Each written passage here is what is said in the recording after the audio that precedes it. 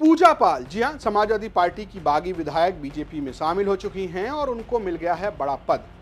दरअसल पूजा पाल, जो कि चायल से समाजवादी पार्टी की विधायक थी, वो बगावत कर गई। बगावत कब की? उन्होंने राज्यसभा के चुनाव में। राज्यसभा के चुनाव में उन्होंने जाकर बीजेपी के लिए वोट किया।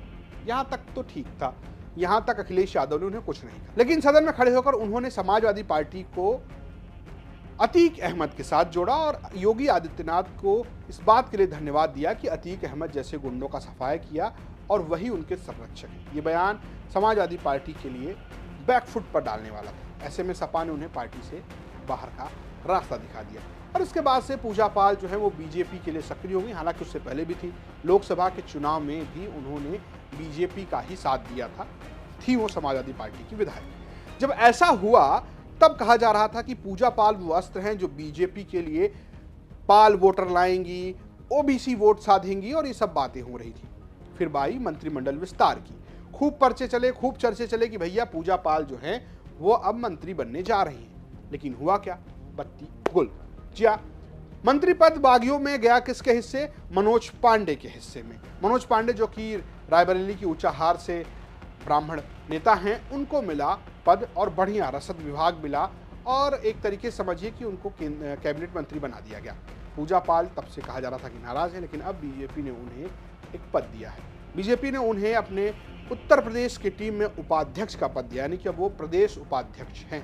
पूजा पाल को ये पद दिया गया। देखना यह है कि वो इसको लेकर कितना संतुष्ट नजर आती है और इसका कितना असर राजनीति पर पड़ता है। सिर्फ पूजा पाल को ही नहीं, बल्कि नीरज सिंह को भी ये पद दिया गया। नीरज सिंह जो कि राजनाथ सिंह के दूसरे बेटे हैं, लखनऊ से तैयारी कर रहे हैं, लगातार सक्रिय हैं। अभिजात मिश्रा को भी उपाध्यक्ष बनाया गया है। कुल मिलाकर एक लंबी चौड़ी लिस्ट उपाध्यक्ष और क्षेत्रीय अध्यक्षों की है, उसमें एक नाम पूजा पाल का भी है। बाराबंकी से प्रियंका रावत को भी महामंत्री बनाया गया, महामंत्री से उपाध्यक्ष बनाया गया। वो दलित वर्ग से आती हैं।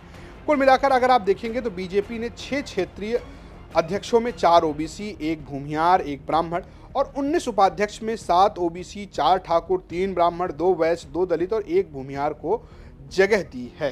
कुल मिलाकर फोकस जो है वो जाति समीकरण साधने को है। और पूजा पाल पर फोकस इसलिए क्योंकि एक लंबा बेल्ट है जहां पर पाल बघेल वोटर हैं।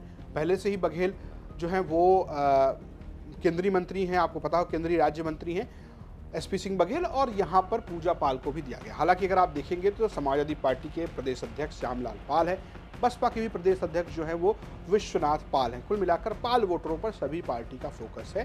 लोकसभा चुनाव में एक तबका जो है समाजवादी पार्टी के साथ नजर आया। क्या 2027 में ऐसा होगा या पूजा पाल एक बड़ी कड़ी बनेंगी बीजेपी के लिए पाल वोट जोड़ने के लिए? आपको क्या लगता है? आप हमें कमेंट बॉक्स में बता सकते हैं। देखते रहिए यूपी तक। नमस्कार।